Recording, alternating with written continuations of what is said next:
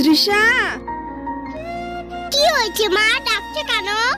ঠাকুর আমার মেয়েটাকে তুমি ভালো রেখো। মন্দিরে গিয়েছিলাম, তোমার তো আজকে পরীক্ষা, তাই একটু পুজো দিয়ে আসলাম। দৃশা, তুমি এখনো রেডি হওনি কেন? একটু পরে বলবে মা আমার দেরি হয়েছে।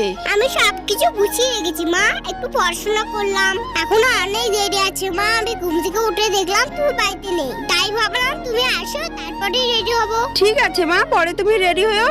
এখন তুমি ঠাকুরকে প্রণাম করো, ঠাকুরের আশীর্বাদটাও তো নিতে হবে। আমি জানি তুমি পরীক্ষায় পাশ করবে। মা ঠাকুরকে তো প্রণাম করবো, ঠিক আছে, তার আগে তোমাকে আমি প্রণাম করবো।